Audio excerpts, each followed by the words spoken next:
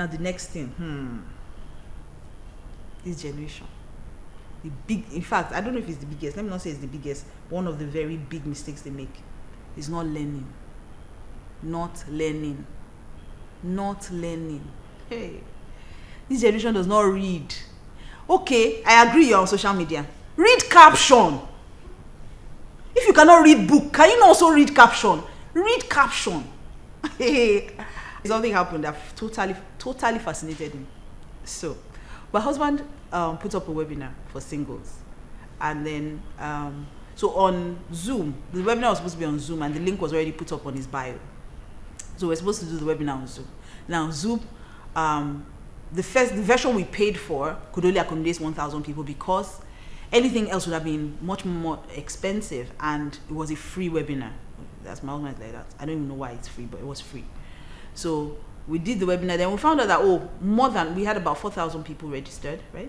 About 4,000 people registered, and then so we decided, okay, let's stream it live on YouTube. So while it was on, we put up a post on social media. That's where all of you are, Abby. So we went to social media to meet you there.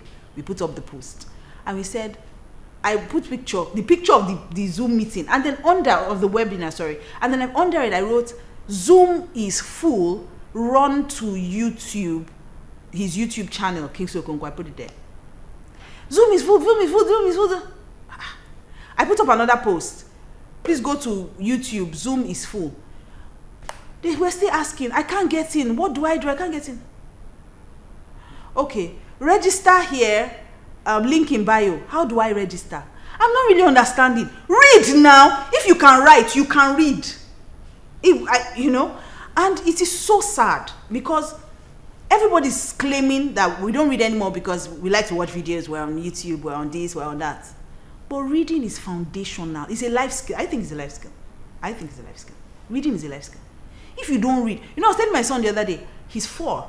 I was saying to him, you need to learn how to read. He said, reading is not fun. How do I know? I said, so if somebody writes you a check tomorrow, how would you know how to cash it? He didn't have a clue, but I went there. You can't read.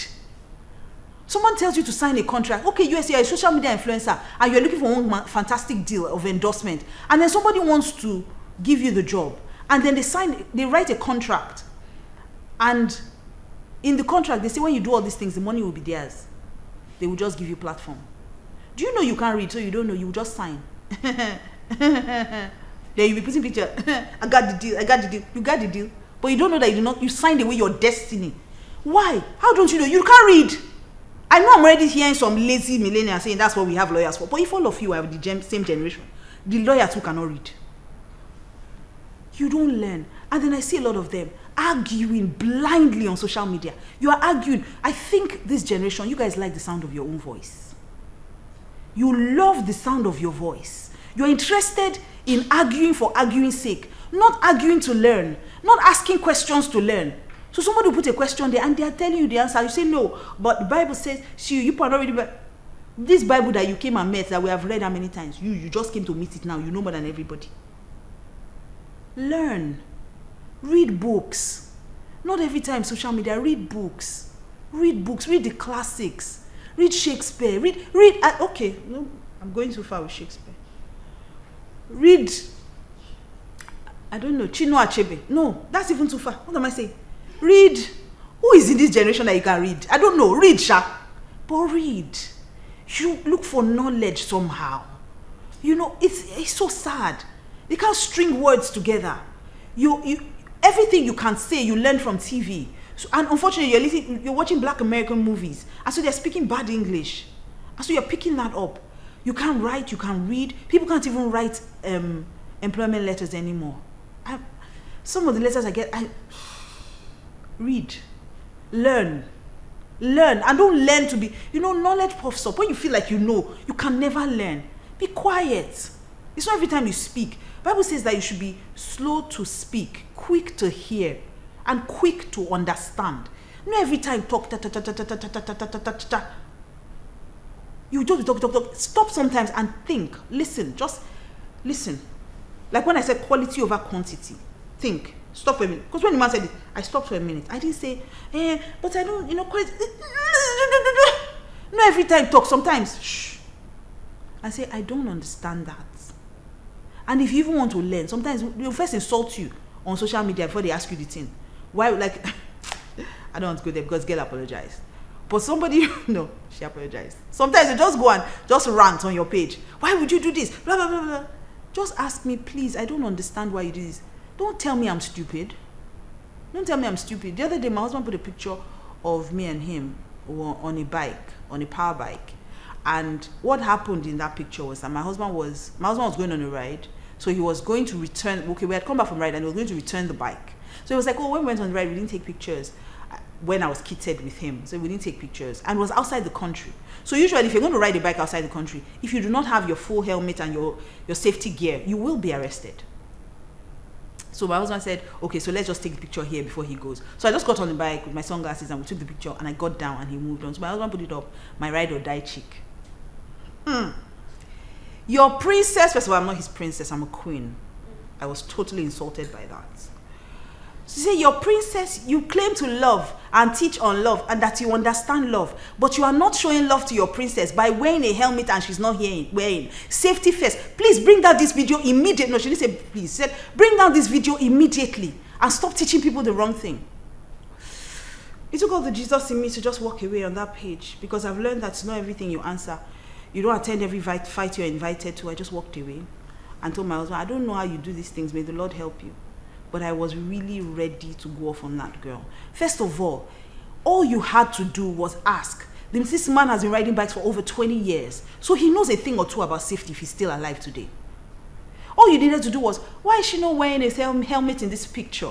Simple. Then he will explain to you, oh, this is... But see, it's really none of your business. Do you understand? It's not. But I'm not even going to go there.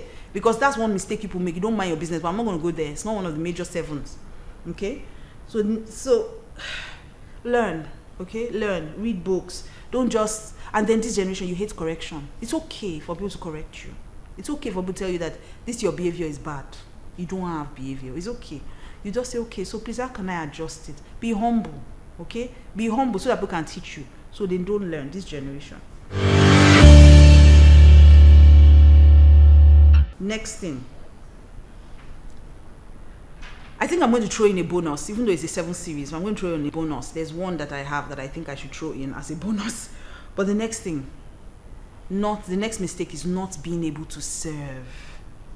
This generation of young people, you need to learn to serve. In fact, it's so sad that most times when I see young people serving anyone, if you finally find some who do, I feel like they are literally not serving you. They're marking time. They're marking time and they're piling their CV on. So they're with you so that they can say, oh, I was with this woman. Especially if somebody is great, they say, oh, I worked with this woman. They can put it on their CV. Not because they want to serve you or because they want to learn anything from you.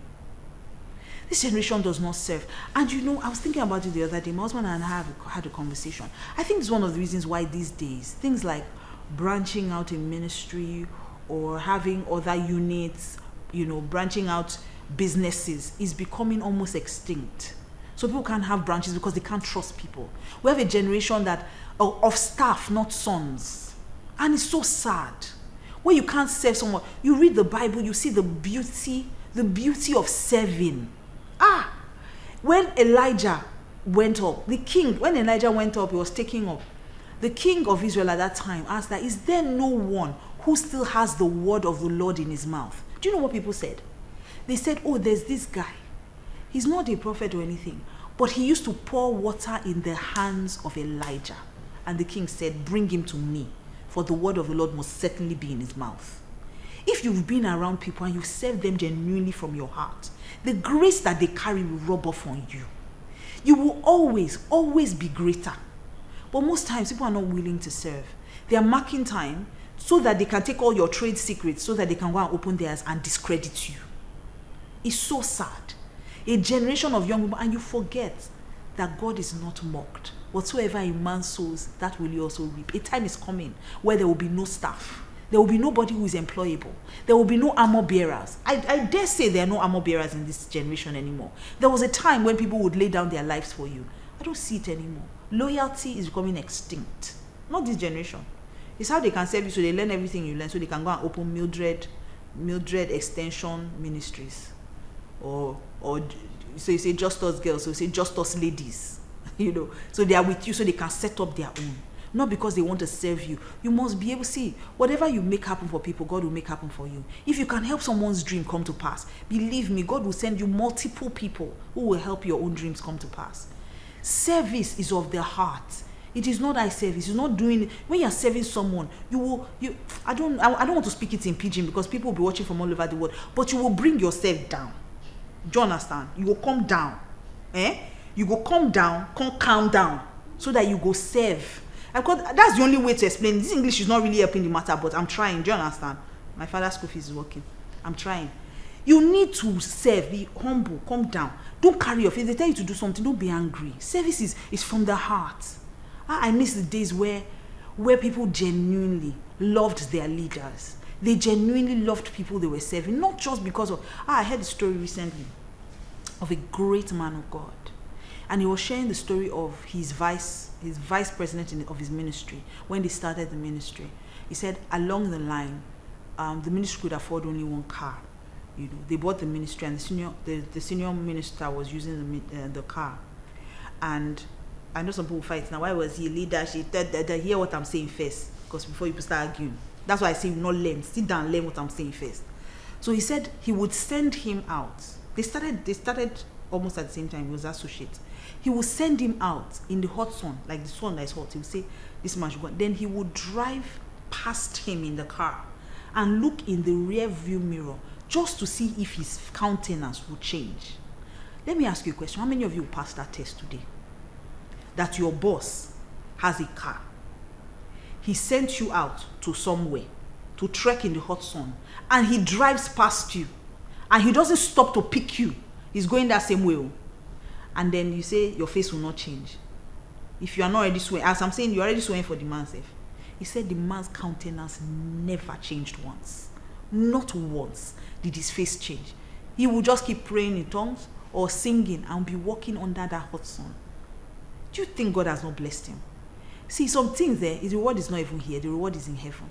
And heaven is real. We are getting there one day, and God will judge all of us. So if you are serving, serve from the depths of your heart. Your boss will tell you something. You go inside the bathroom, useless woman. Don't even know what she thinks it is. Not because she started before me. If not, why am I even taking all this nonsense? I know. You will rant and rave, and God is hearing you. You think your boss is not hearing you, fine, but God is hearing you. And the reward you would have collected from serving that person is removed. And you leave, and you're not doing well, and you're wondering, that woman she don't use my star. She didn't use your star, you didn't have. You don't have star. One single star you don't have. With your bad character, you can't have star. Nobody's using your star. It's you that is using your grumbling to dull your... You can't shine. You can't. With your bad character, you can't. Evil is eating up in your heart. And Satan is sitting on your left shoulder. He's telling you, who do they think they are? Why do they think they know more than you? Why would she be sending you about? You are now no be age mates. No be because she get opportunity. Listen, if he's grumbling, I can help you to grumble. But you must adjust your heart. And say, I'm serving this person because I'm serving God. And listen, God will bless you. So that's the 7 mistakes that young people make. But I'm going to add one bonus. And I'm going to add this bonus because I think it's important. Maybe I would have let it slip, but I think it's important. This generation, there's one mistake people make. You don't take anything seriously. You don't take anything seriously. Everything is a joke to you. Part of the Nigerian problem, but I think it's greater in your generation. Nigerians, even if they say, all of us, from today, all of us, when we come out in the morning, they'll be flogging us 12 strokes of cane. We will laugh. We'll come on social media and crack joke. We will do TikTok with it. We will use the flogging to do sound. We'll be doing beats. They don't take anything seriously. We don't value anything. Because you think everything should be handed to you, you don't understand that people slaved for things. So somebody will work hard and buy a car. Then you just carry the key. Your boss says, go and buy for you. Just carry the key. Don't drive it anyhow. Don't match it anyhow. Something will burn in it. Or they say, go and fix. Go and put oil in the car. You say, make I just cut small corner. Car that your boss bought how many millions? You just say, make I just, she be na oil, now might just go logic, but nothing they happen. They will not pour fake oil, the engine will not knock. You will not come and say, you don't know what happened. Life is not like that. Your boss will give you something, you will misplace it. And you say, I misplaced it, I don't know where I put it. And that's it. Not taking anything seriously. You have to take things seriously, especially your life. And that's why I think that these 7 things that I just said to you are so important. You need to listen to them, not argue about them, but if you argue, that's your business. But don't argue. Listen, take it, internalize it, and say, don't say, hey, it's true, I know. I know somebody who is like that. Funke is like that. Kemi is like that. Bolanle is like that. Number 3 is joy. Number 7, blessing. It's you. 1 to 7 is you. Take it, internalize it, and I'll see you next time. Bye bye.